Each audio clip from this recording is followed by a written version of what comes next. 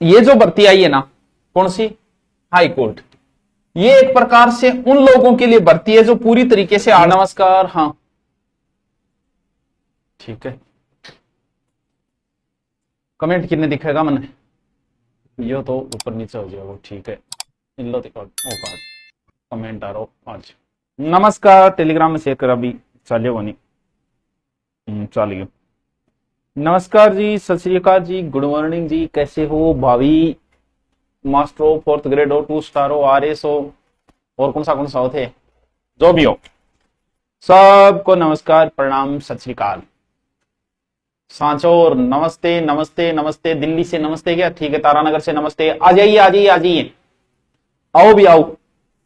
हाँ गर्मी बहुत है आज तो, स्टूडियो में तो चलो ऐसी जाला काम ठीक है, लेकिन गर्मी फिर भी है। राधे राधे, नौरू राम राम, तारानगर राम राम। अब चपड़ासी बन के ही रहूंगा, वाह, अब जिससे भी मोहब्बत होगी चपड़ासी बनने के बाद ही होगी।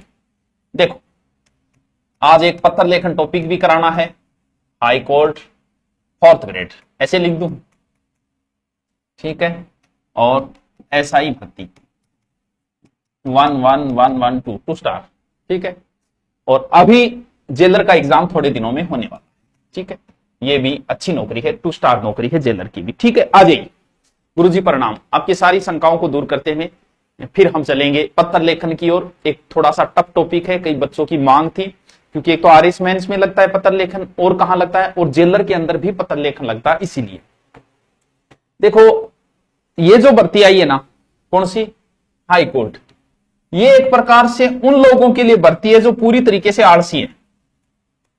यानी आलसी का मतलब यह जिन्हें कई, जैसे यहां भी बहुत सारे ऐसे बंदे हैं जो 2-2 3-3 साल से बैठे हैं, यहां तारानगर में भी है। वो क्या है, आए थे तब तो बड़े जोश में थे, लगभग 6-8 महीने तो उन्होंने बहुत अच्छी तैयारी की, फिर 1-2 पेपर दिया, सिलेक्शन नहीं हुआ। अब वो गांव तो जा नहीं रहे, घर जा नहीं रहे, पढ़ने का उनका मन नहीं करता, क्योंकि एक ही एक चीज पढ़ के आदमी बोर हो जाता है। जब इन्हीं चीजों को आप बार बार पढ़ोगे तो आदमी बोर हो जाता है। अब उनका पढ़ने का मन नहीं करता, तो सरकार ने उनकी तरफ देखा कि देखो यार, ये भी तो लोग हैं 2-2 3-3 साल से खर्चा लगा रहे हैं, इनके लिए ऐसी भर्ती निकाले कि जिनको पढ़ना न पड़े, थोड़ी सी 1-2 किताब ही पढ़नी पड़े बस, बोल तो फिर निकालो ऐसी एक भर्ती। तो उनके लिए 5670 पद, यानी लगभग 5-6-7 पद, 4th ग्रेड की भर्ती निकाली। बोले आपको कुछ नहीं करना, आपको एक तो कल्चर की किताब लेनी है, CALTURE कल्चर, यानी ऐसे लिख दो राजस्थान संस्कृति। एक तो आपको संस्कृति की किताब लेनी है, 25 नंबर को मैटर बट्टू पूछांगा, बस एक किताब नहीं पढ़नी है। बोले और फिर भी हिंदी तो थाना वही है, नहीं आवे छुबाजी पढ़ लियो, तो फिर 50 नंबर की थाना हिंदी दे देंगे, मैं हिंदी 2 किताब तो पढ़ देगा। तो बोले ना ना ना, एक और दो, जो तो बोलिया के थाना इंग्लिश और दे दिया।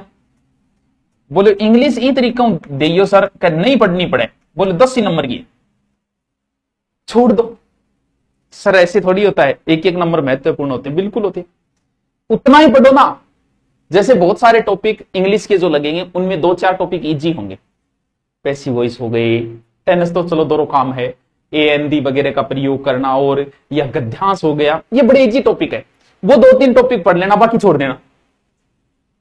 बस सुबह कल्चर, शाम को हिंदी, शाम को कल्चर, सुबह हिंदी, सिर्फ 2 किताबें पढ़नी, कुछ नहीं करना, पूरा कमरा खाली, सिर्फ 2 किताबें रखनी, एक कल्चर की किताब रखनी, एक हिंदी की किताब रखनी, या फिर कोर्स में सिर्फ वही खरीदना, एक कल्चर खरीदनी ऑनलाइन और एक हिंदी खरीदनी। ऑफलाइन पढ़ना तो मात्र 2 घंटे पढ़े और फिर घर गए।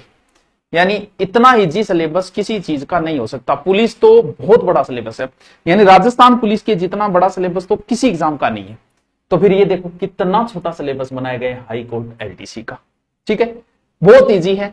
जिनका पढ़ने का मन नहीं है वो इसकी तैयारी के लग जाओ, इंट्री होते रहेंगे, नॉर्मल 15 नंबर का इंटरव्यू है, 5-10 नंबर देगा, यहां थोड़े ढंग से खींच लोगे तो काम बन जाएगा, ठीक है।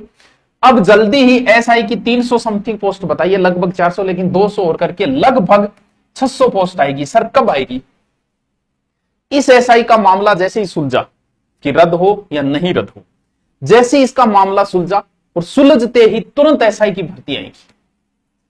तो सर मैं अभी 4th ग्रेड पर टारगेट करके SI, बिल्कुल, क्यों? क्योंकि ये जो 50 नंबर का है वो यहां 200 नंबर का हो जाता है, 50% हो जाता है। यानी जो हिंदी यहां 50 नंबर की है, वो की वो सेम हिंदी SI में पूरा 50% कवर करती है। कल्चर तो चलो नहीं, जीके और मैटर आएगा, ज्योग्राफी, हिस्ट्री, कल्चर, इंडिया सब आएगा, लेकिन एसआई भी हिंदी के ऊपर डिपेंड करती है। अच्छी हिंदी की अगर आपने तैयारी की, आप जेलर में सिलेक्शन है, अच्छी हिंदी की तैयारी की आपका एसआई में सिलेक्शन है, अच्छी हिंदी की तैयारी की आपका हाईकोर्ट में सिलेक्शन है। तो हिंदी पे डिपेंड करता है। अब एसआई का क्या सिलेबस है सर, जो भर्ती आएगी वो देखो सिलेबस बताओ, इतना इजी सिलेबस है। यहां के अनुसार तो 9-10 ही टॉपिक है, मात्र 9-10 टॉपिक, कुछ नहीं। देखो टॉपिक देखो, ये तो सीधी सीधी कहानी है, संधि समास उपसर्ग प्रत्यय, कुछ नहीं, कुछ है ही नहीं। ये तो हिंदी जहां से आप शुरू करोगे सबसे पहले आपको यही पढ़ना है, संधि समास उपसर्ग प्रत्यय, बस यहां से तो शुरुआत करनी। ये तो ये मान लो कि हिंदी के क्या खेड़ है, ये तो सबको आने ही आने चाहिए, क्या खेड़ है तो आपको पढ़ने ही पढ़ने हैं, ठीक है। हाँ गुरु जी है तो फिर पढ़, 1 मिनट देखो हो गया। तत्सम तद्भव देशज विदेशी सब में पढ़ने, दोनों जगह पढ़ने। संज्ञा सर्वनाम विशेषण क्रिया अव्यय, ये टॉपिक मैंने करवा दिया यूट्यूब के ऊपर, नहीं करवाया तो दोबारा देख लो पढ़ लो, ये रह गया अभी नहीं करवाई। प्रायवाची मैंने करवा दिया, ये टॉपिक विलोम शब्द युगम वाक्यांश के लिए, यानी वही सेम हिंदी है, ग्रामर सूरी आपके इसमें जो जेलर का अभी एग्जाम है उसमें पत्र लेखन अलग है, और ऐसा ही में पहले पत्र लेखन लगता था, लेकिन पिछली बार इसको हटा दिया गया, अभी पढ़ेंगे, पिछली बार इसको हटा दिया गया। ये वर्ती पक्ष लिंग वचन क्रिया कारक ये तो हो ही गए, ये 2-4 मूड पक्ष ये बचा है, वाक्य रचना, वाक्य शुद्धि, विराम चिन्ह, मुहावरे, लोकोक्ति, यानी बड़ा ही कटिंग करा लियो सर, बस जल्दी कराऊंगा, तू कह दियो अब टाइम को लगाऊं, अब करा दियो, ठीक है। 1 मिनट होल्ड रखियो, 1 मिनट कटिंग कराता मुना की तो टाइम लागे, तू बता है, गया आधी घंटा में कटिंग हुई, करवा लिया। ये हिंदी सेम यही रहनी है, जिसको भी तैयारी करनी हिंदी की एक अच्छी गाइड ले आओ, हमारी भी आती है वो ले आओ, क्योंकि जिससे पढ़ते हैं उसकी गाइड हो तो थोड़ा अच्छा रहता है समझने में, वो ले आओ, कोई और गाइड ले आओ। हिंदी ही आपका 4th ग्रेड में सिलेक्शन करवाएगी, और हिंदी ही आपका कहां सिलेक्शन कराएगी, हिंदी ही आपका एसआई में सिलेक्शन कराएगी। अब आपके ऊपर डिपेंड है कि आप हिंदी को किस आधार पर पढ़ते हो और कैसे पढ़ते हो। बहुत ईजी है, संधि समास उपसर्ग प्रत्यय सीधो ट्रिकों में। ऑफलाइन है क्या, हाँ ऑफलाइन पढ़ लो, हिंदी कल्चर चल रही है, ऑफलाइन पढ़ लो, ऑनलाइन पढ़ो और ठीक है, 500-700 रुपया ऑनलाइन खरीद लियो, जाओ 2 दिन सीधो हिंदी को लोग खरीद लियो, कहानी खत्म। कल्चर खरीद लो, 2 पढ़ लो, हिंदी को मजबूत करो। एसआई में आपका यही करवाएगी, 4th ग्रेड में यही करवाएगी। अब एक नया टॉपिक, छोटा सा टॉपिक है, मैं करवा देता हूं, इंपॉर्टेंट टॉपिक है। कौन सा टॉपिक है, पत्र लेखन। सर ये किस में लगता है, ये जेलर में लगता है और आरएस मैन में लगता है, यानी एक तो जेलर में है और एक आरएस मैन में है। आज जमाना पत्रों का नहीं रहा, लेकिन आज भी जब आप टैक्स चुराओगे तो सरकारी आदेश लेटर से आएगा, आपके पास कॉल या मैसेज नहीं आएगा, व्हाट्सएप मैसेज नहीं आएगा। अगर जीएसटी चुराई तो आएगा, अगर सरकारी आपने कुछ गड़बड़ की, सरकारी काम में नौकरी लगी, ऐसा ही लगी, आपने पद का दुरुपयोग किया, पटवारी लगे पद का दुरुपयोग किया, तो आपके पास कोई व्हाट्सएप मैसेज नहीं करेगा कलेक्टर या एसपी आपके पास में, क्यों, क्योंकि वो कोई प्रूफ नहीं आता। पत्र इसलिए कहते हैं आदमी मर सकता है, लेटर नहीं मरेगा कभी, पत्र नहीं मरेगा कभी। तो पत्र आज भी जरूरी है। तो पत्र पहले 2 प्रकार के होते थे, एक तो होते थे अनौपचारिक पत्र, ठीक है, एक होते थे औपचारिक पत्र। अनौपचारिक पत्र जो होते थे पहले चलते थे, जो पारिवारिक सदस्यों में बधाई पत्र है, आजकल सिर्फ एक कुंकू पत्री बची है, और आजकल लोग कुंकू पत्री भी व्हाट्सएप करने लग गए। नाराजगी, खेद है, निमंत्रण है, आभार है, यानी परिवार के सदस्यों के बीच में चलते थे। एक तो वो थे अनौपचारिक पत्र। अब है औपचारिकता वाले पत्र, ये जो है वो पारिवारिक या निजी संबंधों का इसमें कोई लेना देना नहीं होता है। एक एसपी जब एसआई को पत्र लिखता है तो उन्हें कोई मतलब नहीं है कि वो श्रीमान श्री जी फलान सिंह जी ये लगाएगा, या कोई मतलब नहीं होता इन चीजों का। जब वे सचिव जो है वो नीचे के अधिकारियों को पत्र लिखेगा तो उसको कोई मतलब नहीं है वो श्रीमान जी लगाया है, कोई लेना देना नहीं है, उनको कोई आपसी संबंध नहीं बनाने हैं बस। तो वो जो जिनमें कोई आत्मीयता नहीं होती, यानी एक प्रकार के सरकारी पत्रों में किसी प्रकार की कोई आत्मीयता या नहीं होता, इनका कोई लेना देना नहीं होता है, ठीक है। अब जो हमें पढ़ने हैं, हमारे जो एग्जाम में लगते हैं, वो सिर्फ और सिर्फ औपचारिक पत्र लगते हैं आपके, इसमें चाहे आरएस में लगे और चाहे आपके जेलर में लगे, औपचारिक पत्र। यानी औपचारिक पत्र कौन से हो गए, जो पारिवारिक नहीं, निजी नहीं, जो सरकारी है। सरकारी विभाग में एक दूसरे को कोई लेना देना नहीं होता है, कोई मतलब नहीं होता है उनको, लिख दिया, आदेश जारी कर दिया, ये कर दिया, वो कर दिया। ये 3 प्रकार के होते हैं। एक तो होता है कार्यालय पत्र, यानी औपचारिक पत्र 3 प्रकार के होते हैं, एक कार्यालय पत्र, एक प्रार्थना पत्र, ठीक है। और एक होता है व्यवसायिक पत्र। लेटर 3 प्रकार के होते हैं सरकारी के आधार पे। हमारे कौन से लगते हैं सर? हमारे कार्यालय पत्र लगते हैं। प्रार्थना पत्र मतलब प्रार्थना, निवेदन, अवकाश वगैरह वो होता है प्रार्थना पत्र। व्यवसायिक पत्र जिनसे लेन देन वेतन से संबंधित होता है। हमारे सिर पे एक ही लगता है कार्यालय पत्र। साथ साथ में लिखते जाओ। अच्छा, आई डू ना के सर आप कहां से हो? ए भगवान, हूं तारानगर हूं। अच्छा, आप हिंदी कब पढ़ाओ? 4th grade. अच्छा, 4th ग्रेड शुरू नहीं की क्या? चतुश्रेणी राजस्थान हाईकोर्ट की क्लास लग रही है। 2 ही तो सब्जेक्ट पढ़ना है यार। लग रही है। आप कहां से हो? मैं यहीं से हूं। चलो देखो, अब हमें पढ़ने हैं कार्यालय पत्र, ऑफिशियल लेटर। कहने ऑफिशियल लेटर जारी होंगे भाई साहब, डरनो पड़ो थारा भी ऑफिशियल लेटर नौकरी लागे बाद जा रहे।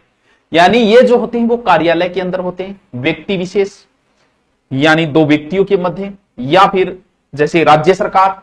एक मिनट,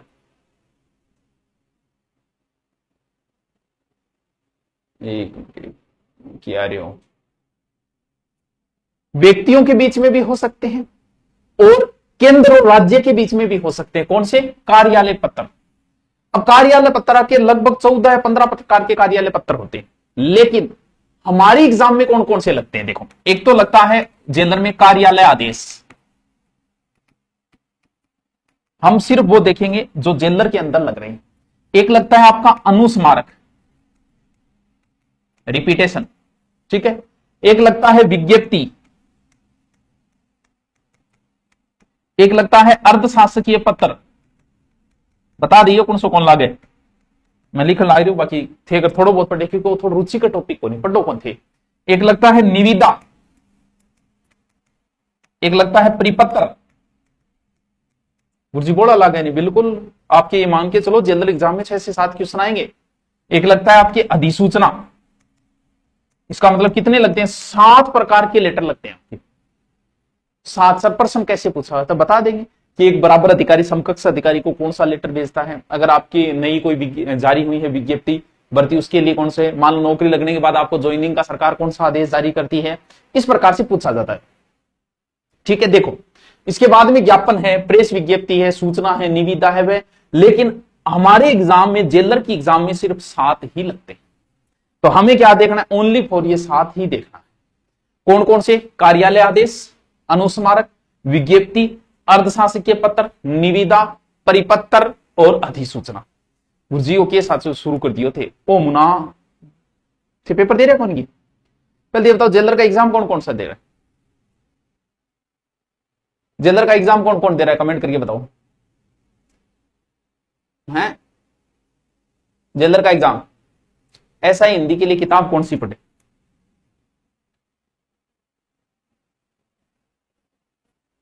हिंदी की किताब को नहीं है, लगाई को नहीं यार, भूल गया। अरे तू कोर्स ले लिया 500-600 रुपया ब्रह्मांड मिट सी तेरी की कौन पढ़ लो। हाँ, कौन कौन जेलर का एग्जाम देगा? तो आपने पढ़े नहीं किया टॉपिक? पढ़िया कौन? तो क्यों कौन पढ़िया? IM है तो थे टॉपिक पढ़िया की नोट्स बनाओ तो आना। पहला हो कार्यालय आदेश। क्या भाई जी कार्यालय आदेश जारी हुए? पहला है कार्यालय आदेश। पहला प्रकार है ऑफिशियल नोटिफिकेशन होएगी, कार्यालय से आदेश आया है, वही कार्यालय आदेश है। कोई भी विभाग, शासन सचिव विभाग, शिक्षा विभाग, कोई भी विभाग या मंत्रालय, वो आपके कर्मचारियों संबंधित अपने कर्मचारियों को वही विभाग, वो कोई भी विभाग हो सकता है, कोई भी पुलिस विभाग रहे, कोई विभाग, नियुक्ति देना। यानी क्या? ऐसा पत्र जिसमें कोई भी कार्यालय, कोई भी विभाग या मंत्रालय अपने कर्मचारियों को नियुक्ति देना। क्या भाई साहब अनजॉइनिंग दे दो। स्थानांतरण करना। क्या भाई साहब ट्रांसफर दे रहो। ठीक है भाई जी, पदोन्नति थे बन गया CI या अवकाश, कोई कार्यालय तो आदेश जारी करेगा। या फिर कि भाई जी अन बहुत दिन हो गया धक्का खाता, अनस्थायी कर दो, तो स्थायीकरण, जैसे ANM GNM वाले हैं उनको स्थायी का आदेश उनका विभाग जारी कर दे। या फिर अंदर की कोई प्रशासनिक संबंधी कोई भी आदेश है, वो किस में आएगा? कार्यालय आदेश। यानी कार्यालय आदेश कब जारी किया जाता है? एक विभाग, उसी का विभाग, जैसे शिक्षा विभाग हो सकता है, चिकित्सा विभाग हो सकता है, कोई भी विभाग हो सकता है, वो विभाग मंत्रालय कर्मचारियों को नियुक्ति, ट्रांसफर, अवकाश, स्थायीकरण, इनका आदेश जारी करता है। अब ये लेटर कैसा होगा? ये नहीं है कि ये आदेश यहां लिखा है कि हाँ जी श्रीमान जी फलान सिंह जी आपको बहुत बहुत बधाई हो, आपका एसआई में सिलेक्शन हो गया है, हम आपके इच्छा आपका अपना ओबीडिएंट मुख्य सचिव, ऐसा मत लिखे जाओगे। इनमें ऐसी कोई फॉर्मेलिटी नहीं होती है। यानी तो फिर गुरुजी के कार्यालय आदेश है, क्योंकि फॉर्मेलिटी क्यों करनी है सरकार को? बता तुमसे कौन सा व्यवहार बनाना है उन्हें? तो देखो इनका प्रारूप कैसा होगा, वहां से प्रश्न पुट अप होते हैं। देखो सबसे ऊपर होगा कार्यालय का नाम, जो भी कार्यालय जारी कर रहा है, गांव करनी से लुना से गोत्र देव पुणा यही तो ज्ञानी आई समझ आवे बस। आदि जब लोकल हो जाए नहीं तो फिर बिना जानकार होता जाए, तो आदि लोकल कभी ना जाए काम करना चाहिए हमेशा, मजे तब आता है। ठीक है, जैसे लोक सेवा आयोग जारी करता है कोई, तो मान लो कि आरपीएससी जारी कर रही है लोक सेवा आयोग, भाई जो जारी करेगा वही लिखेगा। तो कोई भी कार्यालय आदेश आया है, किसने जारी किया है? लोक सेवा आयोग ने जारी किया है मान लो, तो सबसे ऊपर कार्यालय का नाम आएगा ये लोक सेवा आयोग। ठीक है, उसके नीचे पत्र संख्या आएगी, यानी कार्यालय आदेश संख्या, यानी पत्र की संख्या। मान लो कि पत्र तो हजारों पत्र जारी करती है, आरबीएससी को एक ही लेटर थोड़ी जारी करेगी, कई लेटर जारी करेगी। तो आप तो होनी चाहिए कि थारो वो जो लेटर है नहीं 591B, उसमें आपने ये जारी किया था, अध्यक्ष तो बदलते रहेंगे, तो पत्र संख्या लिखनी अति आवश्यक है। तो उसके बाद में क्या लिखेगी वो? पत्र संख्या एक, कार्यालय का आदेश, उसके बाद पत्र संख्या, फिर क्या लिखेगी? उसके बाद लिखेगी स्थान और दिनांक। पत्र संख्या लिख दिया, पत्र संख्या लिखने के बाद कब जारी किया है वो लिखना अति आवश्यक है, स्थान और दिनांक भी लिखना जरूरी। क्यों? क्योंकि बिना के बेरो चालक भाई क्या कब जारी हो के जारी हो, समझे बात को? ठीक है, फिर लिखा जाएगा कि कार्यालय से क्या आदेश जारी हुआ, कार्यालय आदेश।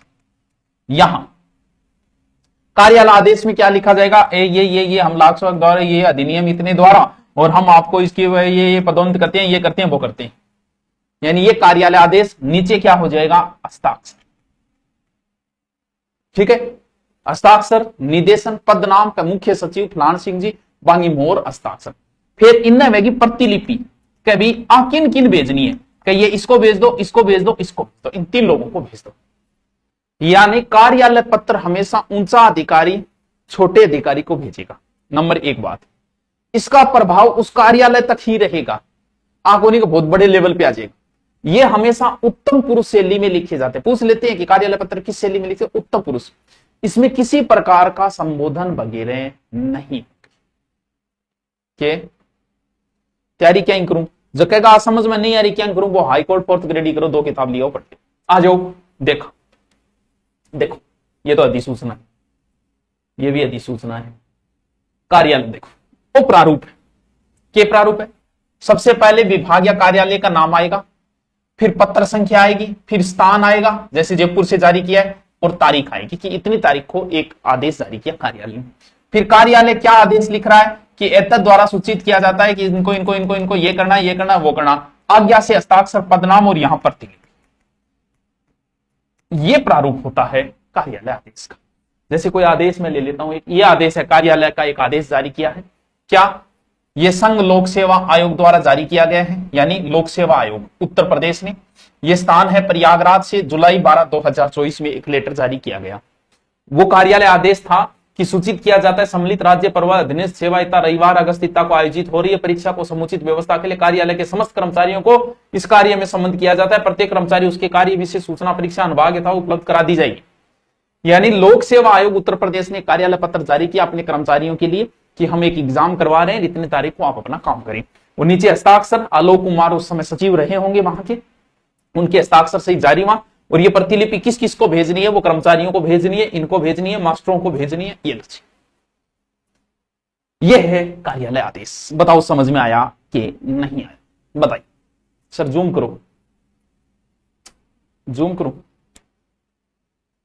ये ये एक कार्यालय आदेश जारी हुआ लोक सेवा, सबसे पहले लोग जिसने जारी किया उसका नाम आएगा। फिर उत्तर प्रदेश, फिर स्थान प्रयागराज से जारी हुआ, जैसे हमारे लिखेगा तो हमारे लिखा जाएगा आरपीएससी राजस्थान लोक सेवा आयोग राजस्थान अजमेर इतने जुलाई को। फिर कार्यालय आदेश, ये आदेश जारी किया, फिर हमारे सचिव के हस्ताक्षर होंगे और किस किस को भेजना है ये, यानी ये होता है कार्यालय आदेश का प्रारूप। यानी इसमें और कुछ नहीं लिखना, सेवा में श्रीमान आपसे निवेदन है कि हम पेपर करवा रहे हैं, ऐसा कुछ नहीं लिखा जाएगा। यानी सीधा कार्यालय आदेश, पत्र संख्या, स्थान, दिनांक और कार्यालय आदेश, बस इतनी सी बात है।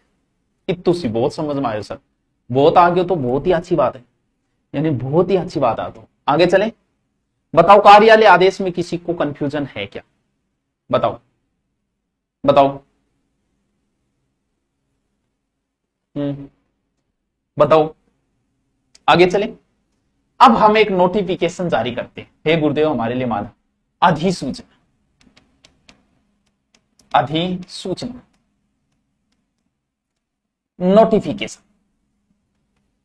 अधिकार तो वैसे तो ऊपर होता है, यानी ऊपर का अधिकारी नीचे वालों को सूचना देता है। अधिसूचना का अर्थ समझो, कार्यालय पत्र का मतलब तो सीधा एक कार्यालय जारी करेगा, किसी भी काम के लिए कार्यालय कर सकता है, स्थानांतरण करके कर सकता है, पदोन्नति के लिए कैसी। अधिसूचना का मतलब नोटिफिकेशन है, जिसमें ऐसी सूचना देनी है जो लोक विषय में है, जो संविधान से संबंधित है। हो सकता है वो भी कोई नया नियम बन जाए कि मास्टर कल से यूट्यूब पे नहीं पढ़ाएंगे, अब हमें पता ही नहीं, तो वो सूचना तो दो, गजट में प्रकाशित तो करो भाई, हमें कैसे पता चलेगा कि आपने कोई रूल बना दिया। तो ये कोई भी सरकारी नियम भी हो सकता है, सरकारी नियम को कोई आदेश भी हो सकता है, नियुक्ति भी हो सके, या फिर छुट्टी को भी हो सके। यानी ऐसी एक सूचना जो ऊंचा अधिकारी, जो संवैधानिक हो सकती है या फिर कानूनन भी हो सकती है, सरकारी नियम भी हो सकता है, जो नीचे जो व्यक्ति है या आम जनता है उनको सूचना देनी है। और सूचना देने के लिए आपको राजपत्र या गजट में इसे प्रकाशित करवाना पड़ेगा। अधिक का मतलब ऊपर वाले, नीचे वाली जनता को या उनके कर्मचारियों को भी सूचना दी जा सकती है कि कल छुट्टी होगी, गजट में प्रकाशित हो सकती है। यानी सूचनाएं देने के लिए अधि मतलब ऊंचा, अधि का मतलब अध्यक्ष, अधि प्लस शख्स, यानी ऊंचा अधिकारी जो है वो नीचे वालों को सूचना देता है। यानी शासकीय नियम हो सकते हैं या आदेश भी जारी कर सकता है कि कल ये करना है, आदेश जारी हो सकता है। स्थानांतरण या फिर उसका काम, कल से कर्मचारियों की तनख्वाह बढ़ा रहे हैं, सबको सूचना निहाल जो दे दो पार्टी, वो क्या होती है, वो गजट में प्रकाशित होगी, अधिसूचना होगी। कल अवकाश कर रहे हैं, अधिसूचना। त्यागपत्र से संबंधित भी हो सकती है। यानी अधिसूचना जो है वो एक नियम के तहत जारी होती है, अधिनियम के तहत, और ये भी हमेशा अन्य पुरुष शैली में लिखी जाती है। कौन जारी करता है? अब बताओ, आप जो नौकरी लगोगे तो वो नौकरी का लेटर किसके नाम से जारी होगा कि आपका सिलेक्शन जो है वो मास्टर में हो गया, या आप जो है वो एसआई बन गई? ये कौन कहेगा? ये बताओ मुझे कि किसकी मोहर लगी होगी कि आप थानेदार बन गई? मुझे ये बताओ, बताओ किसके नाम की होगी वो सूचना कि आप बन चुके हो? बताओ बताओ बताओ। सर मेरा ब्याह कराओ, करवासी मना कोई छोरी देखू मैं, फिर तुम फोन कर दूंगा। बताओ। करौली से नमस्ते। नमस्ते। हाँ, आर्ट एंड कल्चर 2-4 टॉपिक रहे यार, जल्दी करांगा मना। मैं जो प्रश्न पूछूंगा जवाब नहीं यार, एक ही कोई सांसोरा। अरे ऐसा के लिए हिंदी की बुक पढ़ ले यार, अपनी बुक अब पढ़ ले, मैं दूसरी की यहाँ बताऊंगा हैं। हाँ, कांस्टेबल की जो कल्चर है वो पढ़ लो, चाहे आपने 4th ग्रेड वो बेंच ले रखा, उसकी जो कल्चर हिंदी है वो पढ़ लो चाहे। अरे आरपीएससी में भी किसके आप जो नौकरी लगोगे वो केंद्र या राज्य की जो भी होती है वो राज्यपाल या राष्ट्रपति के नाम से ही होता है। बाकियों के मुख्यमंत्री को किए मंडे लड़ी है, तो आपकी प्रामाणिकता जो होती है वो राष्ट्रपति या राज्यपाल, यानी अधिसूचना कौन जारी करता है? तो राज्य में तो राज्यपाल, और इधर राष्ट्रपति या सचिव भी जारी कर सकता है, सर्वोच्च पदाधिकारी जारी। लेकिन इसका प्रकाशन हमेशा किसमें होगा? गजट में होगा, यह ध्यान रखना। गजट में राज्यपाल देगा आपको। यानी एक प्रकार से सरकार के किसी निर्णय को जनता को बताना ही अधिसूचना है। सीधी सी अगर मैं देसी लैंग्वेज में बोलूं, कोई सूचना बताना ही अधिसूचना है। ऊपर वाला नीचे वाले कर्मचारियों को बताया कि भी कल से आपकी तनख्वाह कटेगी, कल से आपकी बढ़ेगी, कल से इसको पदोन्नति, कल से ये, फिर हमारा नया नियम मिल गया, ये बिल्कुल एक बच्चे ने कहा राज्यपाल ही देगा आपको नौकरी। ठीक है, चलो देखो अब बात करा अधिसूचनाओं के प्रारूप। ठीक है, सबसे ऊपर जो विभाग जारी कर रहा है उस विभाग का नाम आएगा, यानी ऊपरी ऊपर क्या आएगा, अधिसूचना में विभाग का नाम कि कौन जारी कर रहा है। फिर पत्र का क्रमांक आना जरूरी है, तो क्रमांक बिना किए भरोसे कौन सा पत्र क्रमांक में जारी हो। और फिर लिखा जाएगा स्थान एंड दिनांक, जैसे आरपीएससी पत्र क्रमांक 23 इतना जो भी अजमेर और दिनांक। फिर लिखी जाएगी अधिसूचना, वही प्रारूप रहेगा। फिर नीचे आज्ञा, हस्ताक्षर और प्रतिलिपि किस किस को भेजनी है उन बंदों को भेज दी जाए, वही प्रारूप रहेगा जो पहले था। अच्छा गुरु जी आया, हाँ आया, आ जाओ अधिसूचना था दिखाऊं। ये एक अधिसूचना है। ठीक है, अधिसूचना का प्रारूप है, विभाग का नाम आएगा, पत्र क्रमांक आएगा, संख्या जो भी है, फिर स्थान और दिनांक वैसे का वैसे जैसे कार्यालय। फिर अधिसूचना लिखी जाएगी, ऐसा सदा सूचित किया जाता है ये आज्ञा से जिसका और जिसको प्रतिलिपि भेजनी है उसको भेज दिया जाए। ये लो जी, ये अधिसूचना। बताओ क्या समझ में पड़ी है। आज मैं थाने 2 प्रकार पत्र लेखन का बताया। जैसे मध्य गृह विभाग को इस अधिसूचना जारी कर रहा है तो ऊपर लिखा जाएगा गृह विभाग, नीचे मंत्रालय जो भी है, फिर तारीख लिखी जाएगी और कहां से जारी हो वो लिखा, फिर अधिसूचना क्रमांक इतना ये, फिर वहां हस्ताक्षर होंगे राज्यपाल के नाम से और फिर प्रतिलिपि। ये बची बस इतनी सी कहानी। आज दो प्रकार में ठन करवा दिया, तो ये आपके कहां काम आएंगे। अभी जो हो रही है एग्जाम जेलर, उसमें एसआई में पहले लगता था, अब हटा दिया, आरएस मैन में लगता है। ठीक है, बाकी लेटर हम पढ़ेंगे नेक्स्ट क्लास में। Okay, thank you.